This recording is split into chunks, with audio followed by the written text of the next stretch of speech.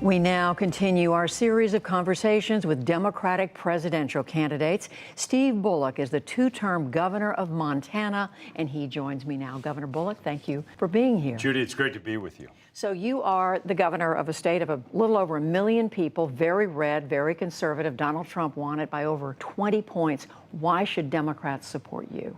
Well, I think that, I'm the only one in this race that actually won in a state where Trump won. He took Montana by 20 points. I won by 4. 25 to 30% of my voters voted for Donald Trump.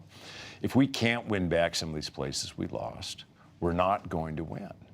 And it's also more than that. I mean, even with what is a right now 60% Republican legislature, we've been able to demonstrate that you can get meaningful things done that impact people's everyday lives. And people want both the economy and D.C. to work for them. Being outside of Washington, D.C., I think I have a little bit different perspective than most folks here.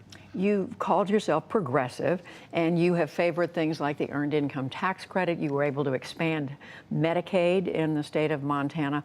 But there are other Democrats like Bernie Sanders and Elizabeth Warren who would say the country needs big and bold after Donald Trump. It needs things like the Green New Deal, like Medicare for all. Yeah, and I call myself progressive and believe it because at the core of that word really is progress. We need to be able to make a meaningful difference for people's lives. We can't just talk about the challenges. We have to actually first be able to hear Americans and address those challenges. So I want to make sure that as I'm proposing things, it's not like with Medicare for all. I don't discount it because it's like it couldn't get it done necessarily. I do discount it in as much as I don't think that's the best policy solution. And the most progressive solution is to make sure everybody has health care that's affordable. And you can do that without upending what's been it took about 70 years to get to where we were when the Affordable Care Act passed. So let's build on that. Let's not just rip it apart.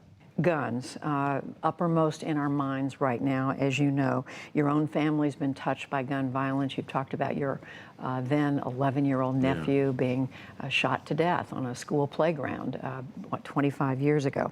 When you campaigned for re-election in 2016, you were against universal background checks. Now you are for them. Why the change? Things like universal background checks. It's not just Democrats that say they would like this. I mean, NRA members say this makes sense. And as a gun owner, I mean, I'm calling on other gun owners to say, we all want to keep our community safe. We can do it in ways that, with, as an example, universal background checks. But you acknowledge your position changed because of what you've seen. Some people are saying President Trump's language, his rhetoric, has contributed to part of what's going on. How do you see it? Yeah, he is. You know, I would never want to put the blood of people all across this country on one person's hands. But for him to say we have to speak with one voice when it comes to speaking out against racism and white nationalism and bigotry, when so much of the language that he's used over this last 2.5 years has included racism, equivocating on white nationalism and bigotry. So you can't say this just the day after shootings when you haven't lived it for the last 2.5 years.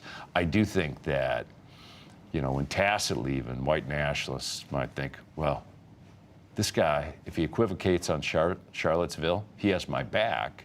I don't think that helps at all with what we are as a country. Campaign finance. You have been waging a legal battle against so-called dark money. This is money from donors who aren't identified. You recently won a lawsuit against the Trump administration having to do with foreign money, transparency. My question is, without a constitutional amendment to overturn the Supreme Court Citizens United decision, which, as you know, lifted restrictions on corporate political spending, is there a way to keep dark money out of American politics? I think there absolutely is. Even in Montana, with a 2/3 Republican legislature, we passed a law that said, if you're going to spend in our elections, I don't care if you're a 501c4, I don't care what you call yourself, in the last 90 days, you have to disclose all that spending and the contributions. So two other things. You would then support an amendment to overturn I would love to see the 28th Amendment passed. Citizens United. Absolutely. So you're fighting dark money, but we know that you are also tonight in Washington scheduled to attend a closed-door fundraiser with a registered lobbyist as one of the co-hosts, a man named Jay Driscoll. This has been reported by the Center for Public Integrity. He's lobbied 35 or so clients just this year, many of whom give corporate money, but don't disclose. Yeah, but they certainly don't give corporate money to me. I mean, the fact that we could even be having this conversation is what I want to add as the sunshine and transparency. In as much as many of the presidential candidates now have super PACs. Some may even take corporate PAC money.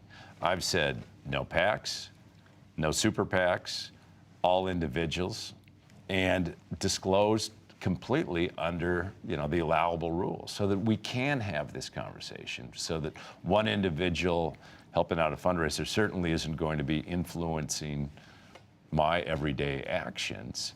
And I think that it's, to me, the more nefarious is the lack of transparency and sunshine. The environment. You don't support the Green New Deal, which critics say is too radical. But if climate is an existential threat, why not do something dramatic? Oh, no, and we do have to take bold and immediate steps. I mean, I'm from the West. Our fire seasons are 48 days longer than what they were about 4 decades ago. So rejoining Paris, the auto industry didn't even want the removal of these fuel efficiency standards. Investing in technology and research so we can get more renewables onto the grid. We know, the scientists say we have to be carbon neutral, not as a country, but as a world by 2050. I think we could do it by 2040 or even earlier. All right, we will leave it there. Governor Steve Bullock, thank you very much. Thanks for having me, Judy.